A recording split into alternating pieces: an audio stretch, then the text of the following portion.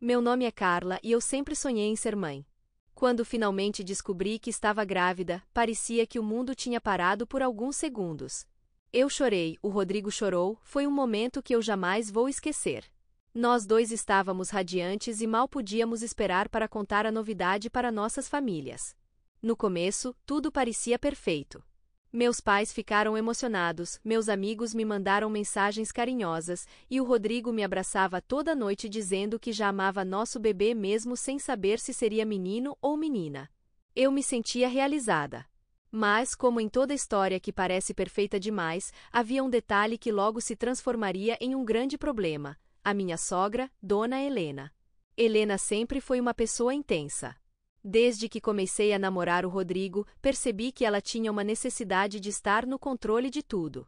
Era o tipo de mãe que ligava para o filho 3 vezes por dia só para perguntar se ele tinha almoçado. Eu achava curioso, até engraçado, mas não via maldade nisso. Só que, com a notícia da gravidez, esse jeito intenso dela ganhou outra dimensão.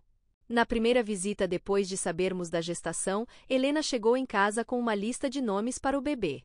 Eu ainda estava de 8 semanas, mal tinha tido a primeira consulta de pré-natal, e ela já estava convencida de que deveria escolher como a criança se chamaria. Se for menina, precisa se chamar Mariana. É um nome de família forte, cheio de significado. Se for menino, vai ser Eduardo, igual ao meu pai, disse ela com um tom que não soava como sugestão, mas como ordem. Eu sorri, tentando ser educada, e respondi que eu e Rodrigo ainda não tínhamos conversado sobre isso. Helena fez uma cara de desagrado e soltou um: mas eu sou avó, eu também tenho direito nessa decisão. Aquilo me deixou desconfortável, mas eu respirei fundo e deixei passar. Achei que era apenas empolgação de vó de primeira viagem. Só que as coisas não pararam por aí. 2 semanas depois, Helena apareceu na nossa casa trazendo várias garrafas de chás caseiros. Eu agradeci, mas disse que já estava seguindo a dieta recomendada pela minha médica. Ela insistiu que eu tomasse pelo menos 1 copo por dia porque, segundo ela, a medicina natural nunca falha. O Rodrigo tentou intervir, dizendo que eu estava me cuidando bem e que confiava na orientação médica. Helena, então, ficou ofendida e retrucou: vocês acham que sabem mais do que eu? Eu já criei 3 filhos sem depender de médico nenhum. Essa frase ficou ecoando na minha cabeça por dias. Eu comecei a perceber que, para ela, a gravidez não era minha. Era como se fosse um projeto dela, algo que ela precisava comandar e direcionar. No fundo, eu estava feliz, mas também começava a sentir um peso. A cada ligação, a cada comentário, a cada visita inesperada, eu tinha a sensação de que perdia um pouco do meu espaço. E essa sensação só cresceria ainda mais nos meses seguintes. Conforme a barriga crescia, a intensidade da Dona Helena também aumentava. Eu já estava com quase 5 meses quando ela apareceu sem avisar, numa manhã de sábado. Eu estava de pijama, descabelada, tentando preparar um café simples. De repente, a campainha tocou e lá estava ela com 2 malas nas mãos. Oi, Carla. Eu vim passar uns dias aqui para ajudar você. Fiquei sem reação. Olhei para o Rodrigo, que ainda estava sonolento, e percebi que ele também não fazia ideia desse plano. Mas Dona Helena. Comecei, tentando ser delicada: a senhora devia ter avisado, né? A gente não estava esperando visitas. Ela já foi entrando, como se fosse a casa dela. Eu sou a mãe do Rodrigo e a avó do bebê. Não preciso de convite, preciso estar presente. Eu respirei fundo e engoli a irritação. Ela instalou-se no quarto de hóspedes como se fosse natural. E, nos dias seguintes, a rotina virou um caos. De manhã, ela abria a porta do meu quarto sem bater para ver se eu estava dormindo bem. No café, criticava o que eu comia. Esse pão não tem nutrientes, Carla. Vou preparar uma vitamina melhor. No almoço, assumia a cozinha e enchia a mesa de pratos gordurosos, dizendo que eu precisava comer por 2.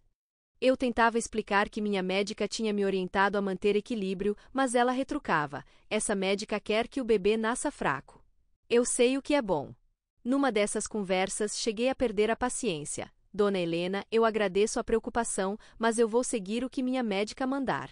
Ela ficou vermelha, largou a colher na pia e disse, com um tom quase teatral: você está me afastando do meu próprio neto. Rodrigo tentou acalmar a situação, mas eu percebia que ele se sentia dividido. De um lado, não queria brigar com a mãe, do outro, via que eu estava sofrendo. O ápice foi quando começamos a montar o quarto do bebê.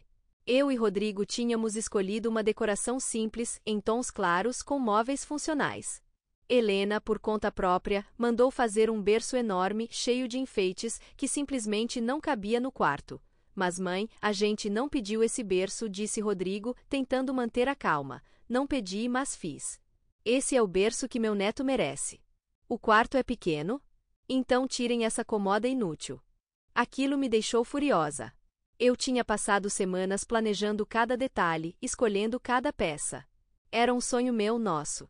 E, de repente, parecia que nada importava, porque Helena achava que podia decidir tudo. Nessa noite, chorei no ombro do Rodrigo. Eu estava cansada, exausta emocionalmente. A gravidez já trazia tantas mudanças no meu corpo, tantas inseguranças. E, além disso, eu tinha que lidar com as exigências de alguém que não sabia respeitar limites. Rodrigo me prometeu que iria conversar sério com ela. E eu sabia que isso não seria fácil. Depois daquela noite em que chorei, Rodrigo realmente tentou conversar com a mãe. Eu fiquei no quarto, mas consegui ouvir parte da discussão que ecoava pela sala. Mãe, a senhora precisa entender que essa é a nossa casa e a nossa família. Eu e a Carla vamos decidir as coisas do bebê. Rodrigo, você está falando assim porque ela está te manipulando. Helena respondeu com a voz firme. Eu só quero o melhor para o meu neto. Não, mãe. O melhor para o nosso filho é a gente ter paz. A senhora está ultrapassando os limites. O silêncio que se seguiu foi pesado. Quando Helena entrou no quarto de hóspedes, bateu a porta com tanta força que eu quase pulei na cama. Nos dias seguintes, ela ficou mais fria comigo, quase não falava. Mas, ao mesmo tempo, continuava presente em tudo. Se eu levantava para preparar o café, ela já estava na cozinha. Se eu ia descansar na sala, ela vinha atrás e colocava a mão na minha barriga sem pedir. Eu sentia que minha privacidade tinha desaparecido. Uma tarde, eu estava lendo no sofá quando ela se sentou ao meu lado e soltou do nada. Carla, eu estava pensando.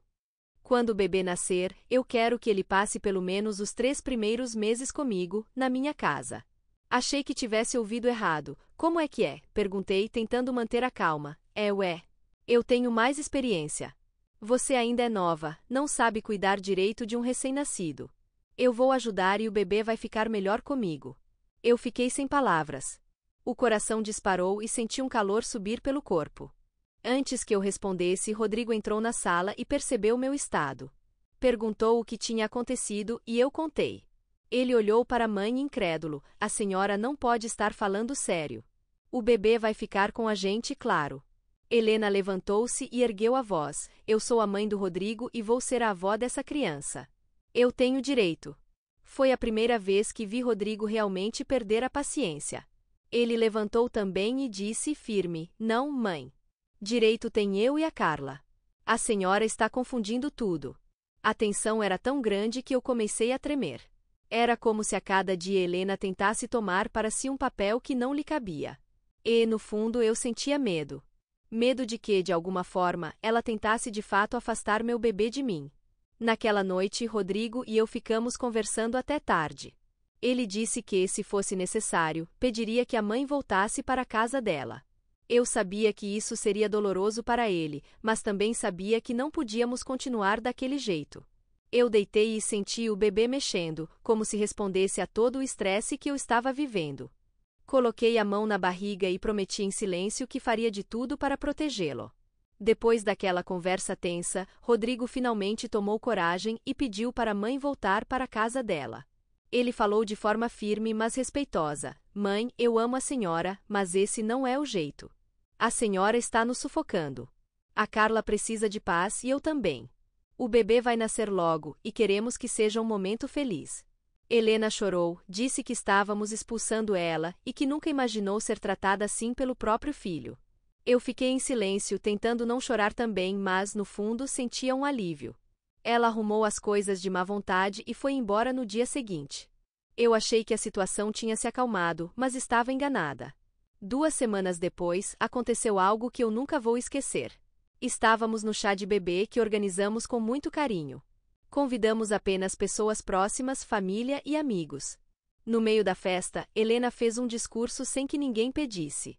Ela pegou o microfone e disse: "Eu quero deixar claro que vou ser praticamente a mãe dessa criança.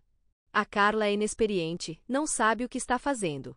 Então, todos podem confiar que vou cuidar do meu neto como se fosse meu próprio filho." A sala inteira ficou em silêncio. Eu senti meu rosto queimar, a vergonha me consumindo. Rodrigo tomou o microfone da mão dela e disse na frente de todos: "Não, mãe. Chega! A Carla é a mãe. É ela quem vai cuidar do nosso filho, junto comigo. A senhora precisa aceitar isso ou vai acabar se afastando da gente." O clima da festa ficou pesado e algumas pessoas tentaram mudar de assunto, mas o estrago já estava feito. Quando a festa terminou, eu estava exausta, com uma sensação amarga no peito. Nos dias seguintes, Helena parou de falar comigo. Mandava mensagens apenas para o Rodrigo, tentando convencê-lo de que eu era ingrata e que estava roubando o filho dela. Ele, felizmente, se manteve firme ao meu lado. Quando meu bebê nasceu, eu decidi colocar limites de vez. Deixei claro que Helena poderia visitar, mas somente nos horários combinados e nada de imposições.